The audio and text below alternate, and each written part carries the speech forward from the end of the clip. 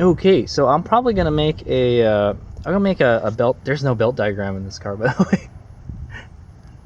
There isn't a belt diagram. Hold on, maybe this is a belt diagram. Let me clean it real quick. No, there's no belt diagram on this car. That's the funny thing. I will draw a belt diagram and I'll show you what it looks like. It's not on the hood, is it? Okay, so I will have a diagram. I'll show you a diagram of what the belt looks like. I'll have a short video clip right now. Okay, Hazemig here, and I promised I would make you a diagram for the pulleys to see what you're working with. There's not a lot of room to work with with the belt, so you kind of have to do everything by feel. You can't really see it. So having the diagram and knowing, kind of knowing in your head how everything goes together helps a whole lot. So here I have drawn a diagram right here on this notepad.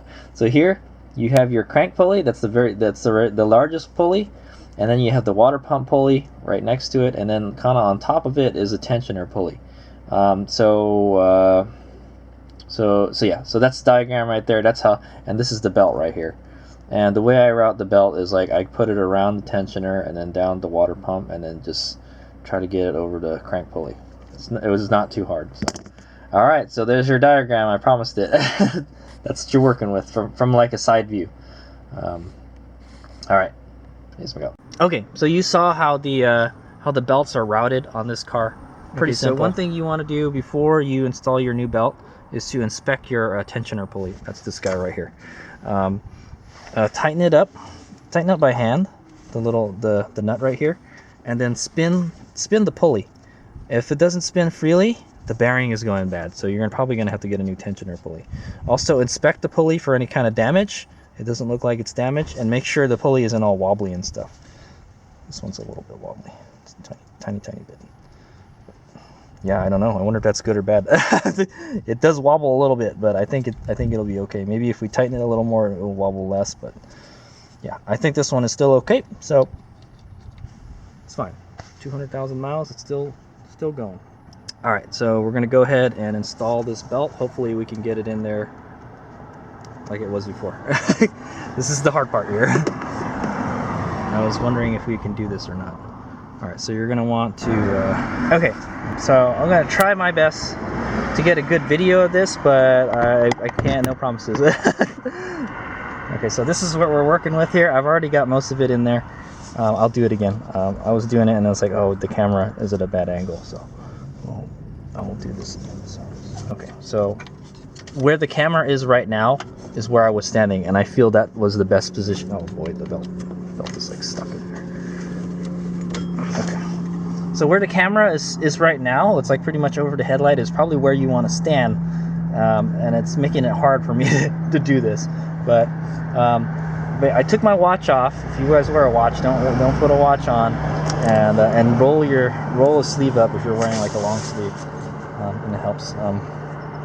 Okay, so I'm going to install it with the Micro V logo right here. I'm going to install it going this way or this way. It doesn't really matter. I feel it feels better if it's this way. It doesn't really matter. Okay, so you're going to fish the belt into here. Okay, you're going to wrap it around the tensioner pulley, and then you're going to make sure the tensioner pulley is pretty loose, and then you're going to wrap it around the pulley and go clockwise around the pulley like that. See, man, I apologize for all the sounds. Okay, so you're going to wrap the belt around the tensioner pulley going towards the clockwise position, and you're going to put it on top of the water pump pulley. The back part, the smooth part, is going to touch the water pump pulley, basically. Okay, and then you're going to wrap it around that, and then it should already kind of touching the crank pulley. So now all I have to do is kind of move the belt. The nut is actually keeping it from. Move the belt so it's going over the crank pulley, and I'm doing this by feel. So I'm sorry if my hand is blocking it for you guys. So I'm kind of doing it by feel. I'm not even looking. I'm kind of feeling around. Okay. Oh, there we go. I got it. That was it. That was actually pretty easy.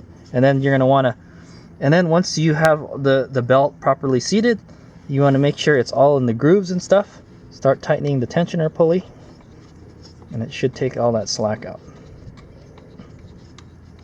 It's this guy right here, this one.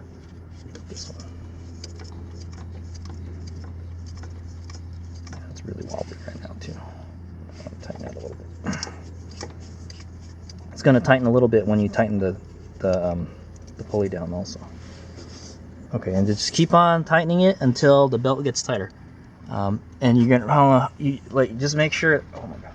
And just make sure that the belt is in the grooves like it's supposed to. I'll show you. Okay. So there it is. So wrapped around the tensioner pulley, and then it's pressing down on the water pump pulley, and then it wraps around the crank pulley down there. The crank pulley is the hardest one to see. You can't see it, but what I found out is once I got it around the water pump pulley, it's pretty much already installed it into the crank pulley, because everything is so close. The clearances are so close on this. Yeah, and then so yeah, it should be on there already. Okay, and then kind of looking down in there, just make sure it's seated on the crank pulley properly all the way. Make sure it's all between these little, between the two group, the little walls on the pulley. Make sure it's seated in between them. Okay, so that looks good. And then we're just gonna tighten this until it gets, put some tension on the belt. Might want to do is tighten the tensioner pulley. For the tensioner pulley. Let's just tighten this a little bit. So I may have loosened it too much. Because you can see a gap. There's a little spacer there. There's a gap that goes in that little slider space. Okay, so that should be a little better, and then we're gonna go tighten this. I don't know if there's like a torque spec or anything that you want on the tensioner. I'm just gonna do it the way it was before. I think it deflected about a 1/4 inch. Kind of like that. You don't want it too tight, but you don't want it too loose. It'll start squeaking if it's too loose. A little bit more.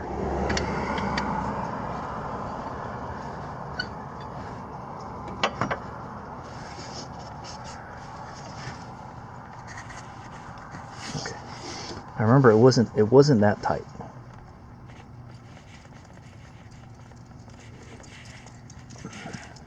Yeah. So just kind of feel the belt a little bit. I feel maybe I want it a little bit tighter. It may loosen over time too, so. Okay, so I feel that's pretty good. It's about a 1/4 inch. Definitely don't want this to come out while you're driving too. You don't want it too tight. You don't want it too loose, because if it's too tight, it'll damage the bearings and pulleys and stuff. So, but okay, I feel that's pretty good. It wasn't super tight when I had it in there, but it may have loosened over time, so that's why I'm thinking maybe we should make it a little bit tighter.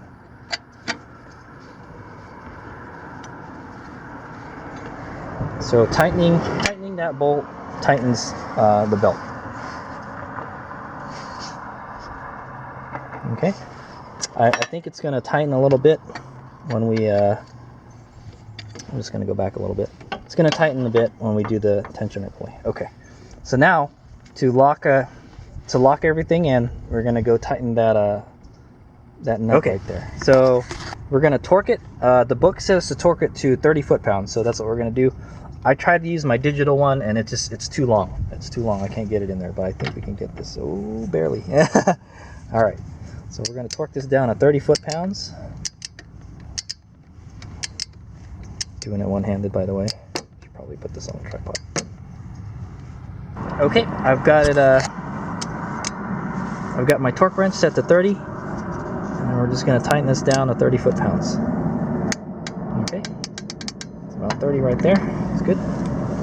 And then we're what you're going to want to do is feel the belt, because it may have tightened a little bit. It feels like it's way too tight. Don't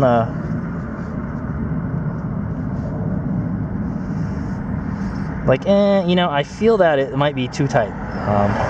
It deflected like a 1/4 inch before. That's what I remember. It was pretty loose, but maybe that's because it was like that over time, you know. I'm gonna go ahead and loosen a little bit kind of playing around with the tension of the belt. Like I said, it doesn't have to be on there super tight. As long as the belt doesn't come off, you know, it's okay. So I'm gonna go ahead and tighten it up again.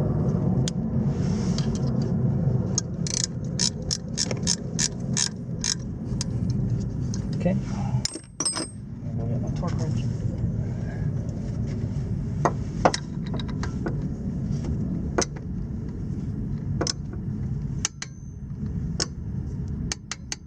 Okay. Kind of feel the tension. Does that feel good? Yeah, I think that feels like it was before. That's what we want. I don't think it's going to come up. Okay, so everything looks like it's good. I feel that it's good, and so we're going to go ahead and put everything back together. So the last thing we took out was this guy. We're going to put this back in. Put the hose back into it.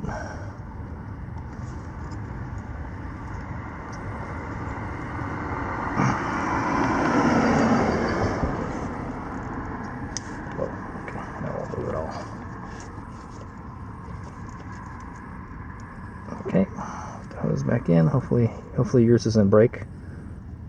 Okay, put that bracket back. I don't remember what bracket goes on there. So it doesn't matter.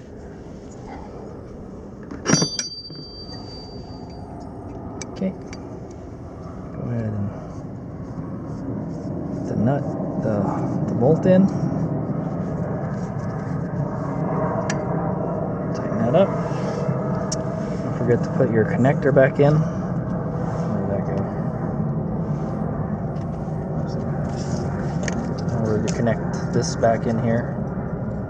Okay. Okay. Go ahead and put the airbox snorkel back in. What I might want to do is probably clean that up a little bit. This goes to your air filter. Wow, it's really dirty. What the heck? It's gross. It's not supposed to be dirty. I mean, yeah, that's the dirty side of the filter. But since we're here now, we might as well clean it, right? Type of thing. So I'm gonna go clean this air box a little bit.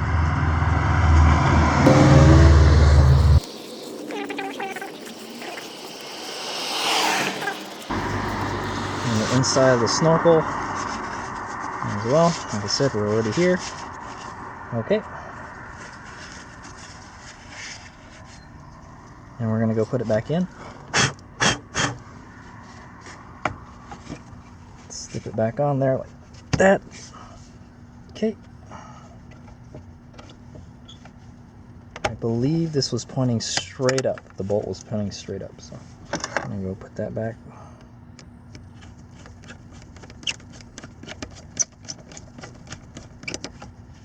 Tighten up the clamp.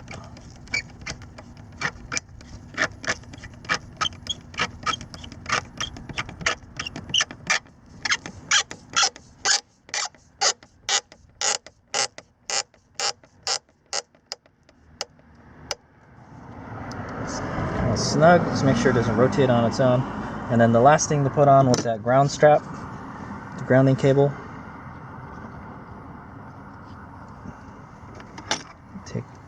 Take the bolt right here, just bolt it back in.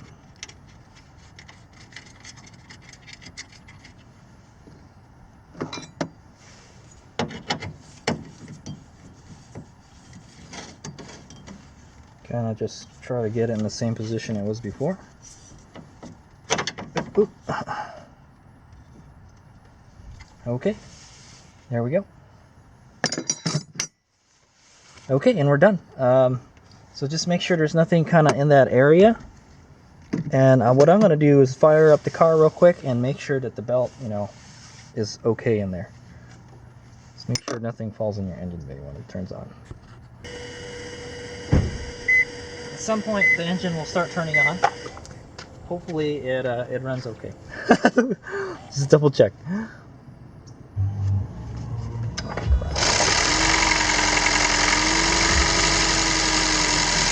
Okay, it looks good. Looks like it's operating normally. Look at it. The car won't stay on for very long. Turn off. Okay. There it is. So it looks okay. You can see it's spinning around right now. It's not making any squeaking sounds. I think we're good. So, if the belt is too loose, it's going to make squeaking sounds. So if it does, you know you're going to need to tighten it. And basically, you're just going to have to do what you did before, take out all this stuff out of the way, and then tighten the tensioner down. Okay, yeah, so everything looks good. We torqued that bolt. There's only two things to mess around with, and there's only one thing to torque. You don't torque the tensioner bolt because that's the one that adjusts it.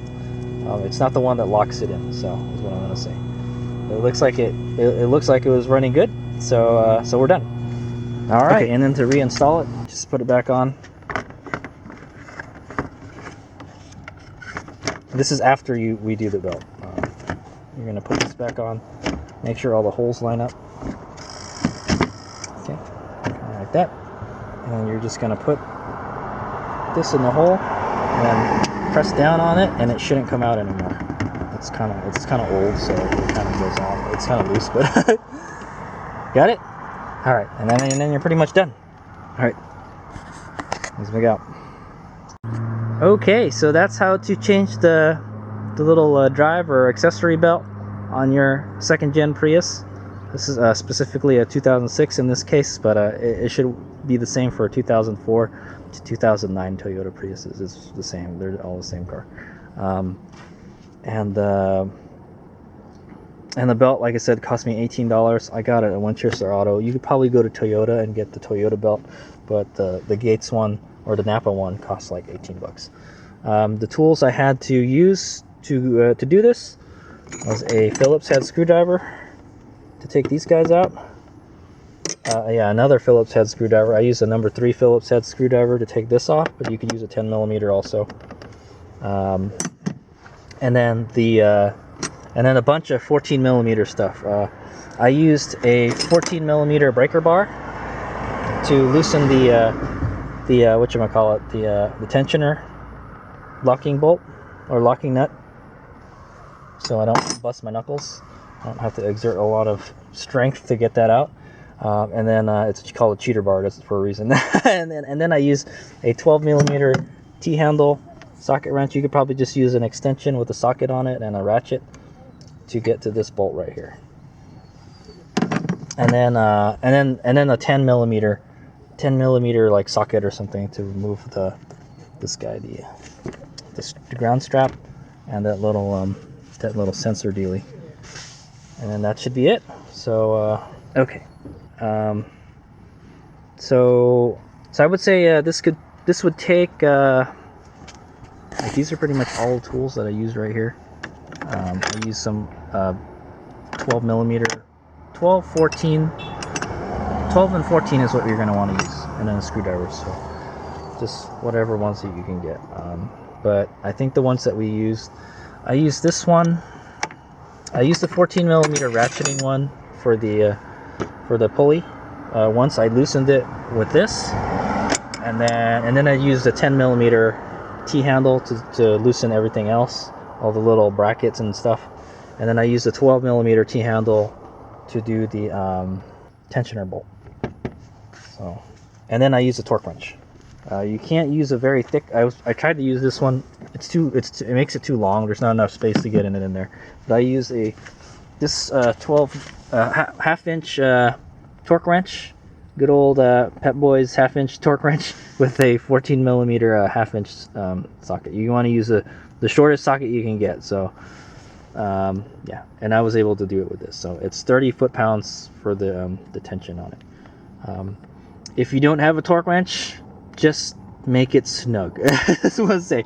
Just tighten it till it kind of stops a little bit, and then just tug on it a little bit till it moves like 1/8 of a turn, and then that should be good. And that'll be about 30 foot-pounds. But if even better if you have a torque wrench. So it's always better to torque things so you know exactly how tight they are.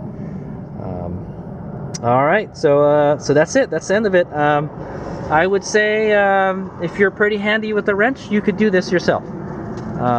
If you have really big arms, big forearms, it's kind of difficult. I did it without taking the wheel and the little cover off, but if you have to, that would be an easier way to do it. But it's actually not that hard.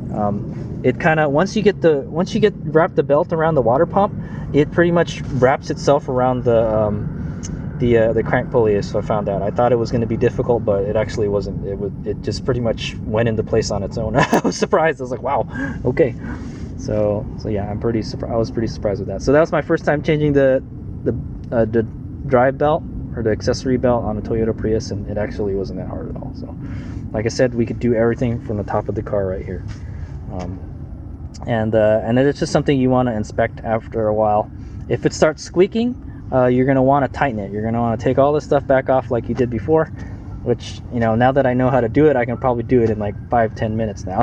and then just loosen the locking nut, and then tighten the belt a little bit if it starts squeaking. I've never had a squeaky belt on a Toyota Prius, by the way. So like I said, I don't think there's a lot of force in that system right there. It doesn't really have a lot of drag in it, so there's no air conditioning, there's no power steering. That's only function of that is to drive that water pump right there. So, and the newer Priuses don't even have belts, so they're even less maintenance. So yeah. All right, I hope you guys have learned something. I changed mine at 200,000 because I felt like it was good preventive maintenance, and like I said, we checked the belt out and it was cracking, so it was a good time to replace it. If that belt goes out on you, your engine may overheat, and you could have a bad internal combustion engine, and then it'll be a bad day for you. So don't let that happen to you. Replace it when you think it needs to be replaced. That is a periodic item that you should be checking on your car, is that belt, and it is hard to get to. It's kind of buried in there and you can't really see it. So I don't know, man. I just say like, 200,000 miles, let's change it. So I changed it. So after another 100,000, we'll change it again, but we'll see if we make it to 300,000. All right, hope you guys learned something. Here's me go. I also wanted to say it took me like 2 hours to do this, only because I feel like because I was working with a camera. I was trying to get some good shots and stuff for the camera. It always takes longer when you're filming stuff. So I feel if I have to do this again, I know exactly what to take out and how to work it. I could probably knock this out in 30 minutes if since now I know what I'm doing. So I know like to take the cover off, take this out, take that, unhook that, and then move this out of the way, then loosen that, and then put the belt in there. It's not that hard, dude. I think I could do it in 30 minutes if start to finish. 30 minutes if I had all my tools ready, and the car's already on the stand, I could pretty easily do this in 30 minutes. But like I said, it took me like 2 hours. So I was going to change the coolant on my car today, but I think the sun's coming down. I don't really want to do it at night, so we'll save that for another day. So all right, so yeah, like I said, I could probably do this in 30 minutes if I had all my tools ready, and now I know like the stuff to take out. But now that you've watched my video, you could probably do it in 30 minutes too. So all right, here we go.